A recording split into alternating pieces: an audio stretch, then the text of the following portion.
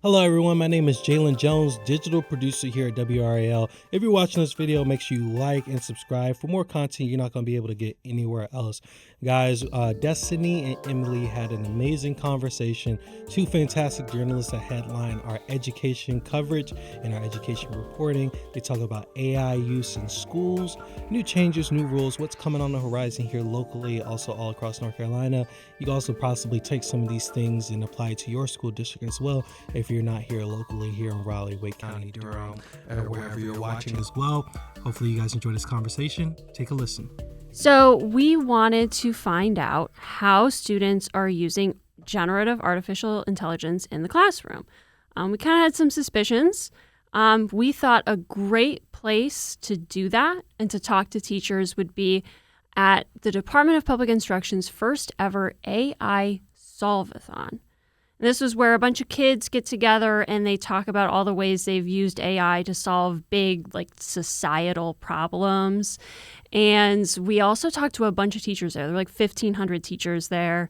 And that was pretty fascinating, wasn't it? It was such a cool experience because it's one of those things that if you don't know that it's going on, you have no idea that this solve-a-thon even exists. And then we get there and like you said, there's over 1,000 teachers that are there. There are students that are there and everybody's just so passionate about AI and what it can look like in the school setting. And I think we left that event we could do a dozen stories on AI just based off of what we saw and what we heard at that event. So that was really interesting. And honestly, I think it was really cool to see students, I truly left feeling like they were smarter than I am. Smart. Yeah, just because they're using the technology in a way that's actually solving real world problems, which was the whole point of the event in the first place. So you really saw kind of two sides of the coin here, right? So we go to this Solve-a-thon, we see all these really, really impressive students. There was a group from Cumberland County. They wanted to help homeless people in their community. So basically they created an app and a website where, if you needed to go to the library to access it, you could, telling people, if you're unhoused, here's where you can do your laundry for free. Here are some laundromats who offer this, put their system information in there. Where they could find Wi-Fi and it's the little things that you don't think about unless you're in that situation. So the group was called the Bird Brains. We interviewed Douglas Byrd High School. Yes. Again, from Cumberland County Schools. And we interviewed 4 of the students there. They made up the whole group. And we talked to their teacher leader, their education leader. And it was just so cool. And we saw a demo of how it all works. And I also think that by us being able to talk to these students that have found this really cool way to use AI, they said that they use it to help actually code the website. They used it in how people can look up some of these resources. But it also was interesting kind of seeing the good ways that they're using it and some of the ways that they say that their classmates are using AI. We asked every single one of them how they thought that their classmates were using AI, and every single one said cheating. That was the other side of the coin. You have all these kids who are, creating apps to improve the DMV. Maybe North Carolina, we'll see some of those one day. And then there's it's 50-50. Half my classmates use it to just write their essays for them. So it really led us to the question of, okay, well, we've got all these teachers here. What are they doing to make sure that this doesn't happen? And clearly it is happening. It's a work in progress. What are they doing to make sure kids are not kind of shortcutting the actual learning process and just copying and pasting what someone else says the answer is into something? And I thought that it was really interesting and kind of telling. We sat down with Vanessa Wren, she's with the Department of Public Instruction, and asked her that very question. We said, these students say that their classmates are using AI to cheat. And DPI basically was like, well, AI isn't going anywhere. That's the main thing that I took away from our conversation. So I think interestingly enough, they said it's really about being creative from a teacher's perspective and now changing the way that we're approaching teaching and learning to begin with. Like, how do we give out these assignments in such a way that cheating isn't even possible? Let's tell them to use AI in this instance, but maybe poke holes in what AI spat back out, or, analyzing what AI spat out. So I thought that was really interesting too. And I'll be interested to hear from even more teachers about how they're using it in the classroom. Yeah, they're really hitting on literacy. If kids know what it is and how to use it, then it'll kind of generate ideas in their brain of, what's ethical, what's not ethical, but also like, hey, how what am I missing here? What else can I be using AI for that maybe just totally transforms what I'm working on? So it was like a really optimistic perspective. And then in the guidance that so the Department of Public Instruction has like dozens of pages of guidance for teachers on how to train kids for that literacy. But then there's an appendix at the ends that has like all of these like sample lesson plans for like 11th grade history, 7th grade science, things like that. And a lot of it was like kind of flipping school on its head, right? Like the idea is, traditional school is kids are asked a question or answer it in this essay, answer this math problem, whatever. And they're kind of pitching this idea of new school is having the AI answer those things and then having students analyze those answers. So kind of like students doing the analysis that traditionally we kind of just leave to teachers. And then now the role for teachers is to analyze the analyses. So like having AI write 3 different essays, and then the student is supposed to like argue, good and bad things about each essay. This missed this point, this other one, it showed a bias toward this way, this thing. And I thought that was really interesting, kind of like this effort to like AI proof.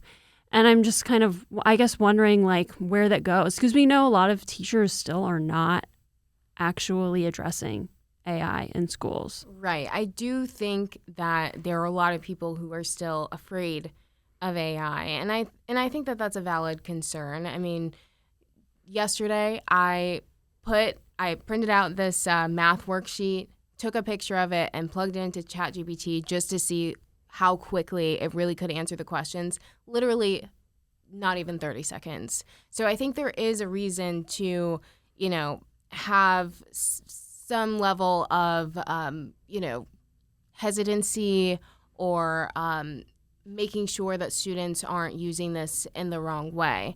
And I think to your point, it has been really interesting hearing the conversations about how DPI is handling it, because, I mean, they put out this guidance a few years ago now, and it's changed multiple times just because of how much AI has also evolved over the past couple of years. And I thought that was really interesting that Vanessa Wren brought up, was just like, it's this living document. This guidance will probably continue to change. Not even probably, it will continue to change as the technology changes, and being able to address the different ways that it's used, and like you said, how it should and shouldn't be used.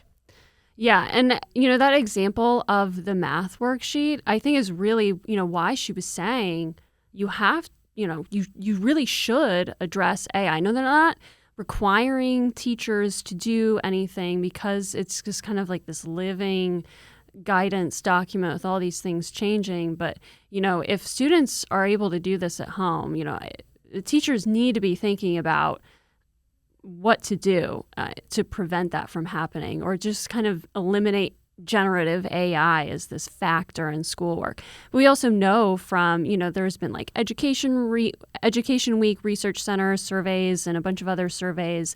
More and more teachers are using AI in schoolwork. More students are using AI in schoolwork. It's not everybody, but it's like becoming most people. So clearly there's, a growing need to think about AI in schools, but then also still like a gap of, people saying, students saying, my school does not actually teach me anything about AI. And we talked to some teachers too who were like, well, I make a point of talking about AI with my students, really going over all these things, but a bunch of other teachers just don't. They don't want to address it.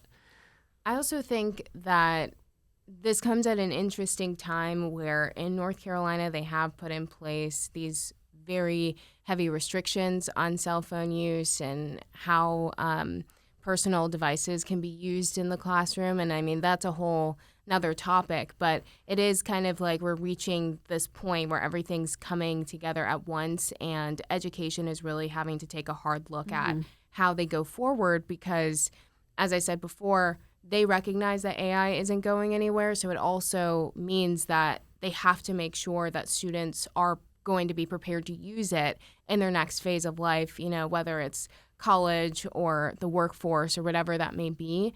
And so I think it'll be interesting over the next few years how things continue to change and shift. Well, and I keep asking myself, you probably do the same, of where is this really kind of headed?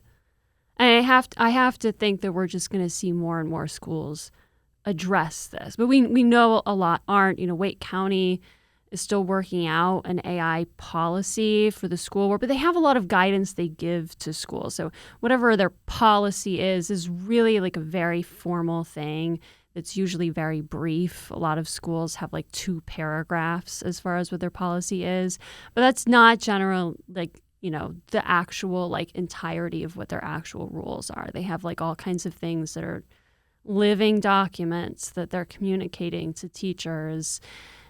And I'm anxious to see how that changes. Will Wake County's policy on AI be more robust than that? I mean, they're clearly thinking about it, but I don't. Where are we going in 5 years? I don't know.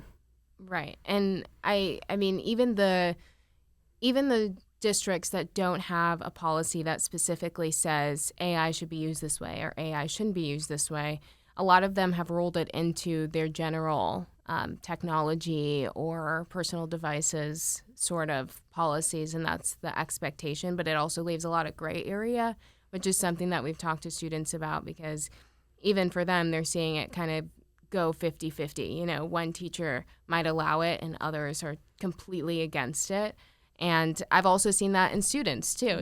Some students are all about it, all for it, and then other students don't want to touch it. So I think also kind of the age of it's being introduced the same way that cell phones were and the internet was, and it's this big question mark of who's using it versus who's not. And I think, like we've been saying, it's just going to be kind of this ongoing discussion. And I don't know that there's going to be one thing that everybody follows. Well, and that is really interesting about the differences between teachers, because there are a lot of students who maybe think that that's just not the best to have that inconsistency. We've talked to students who think there should be more consistency.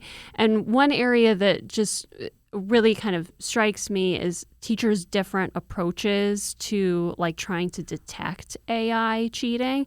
Because that's one thing that the Department of Public Instruction says, basically use extreme caution on this. They do not want teachers using copy leaks, GPT-0, they're Safe Assign, all these different tools that are now marketed to teachers. Oh, we'll detect, we'll give you a score for how much we think AI was used in this assignment. And DPI doesn't want schools using those because they just don't think they're accurate. There are too many false positives and even false negatives if students really know how to kind of trick the system into not sounding like AI.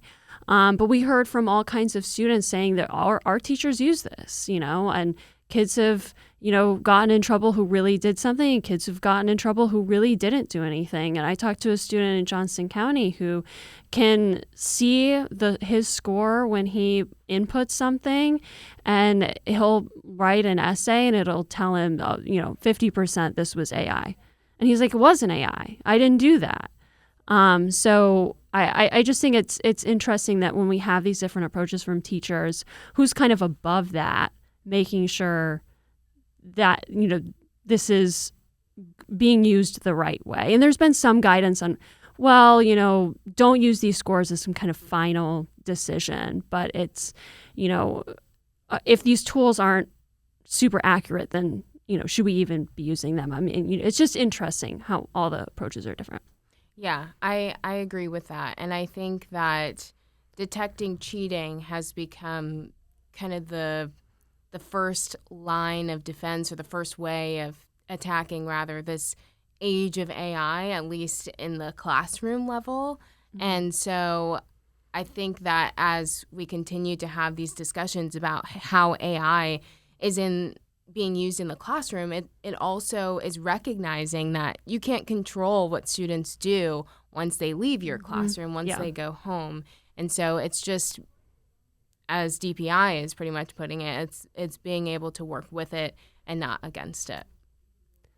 Well, we will see a lot of this unfold over the next few years, and I know we'll be following this. Lots and lots to cover here. So this was a really, really interesting story to work on. Yeah. Very important. All these students are going to be doctors and lawyers and all these things one day. So it's very interesting to know how they learn.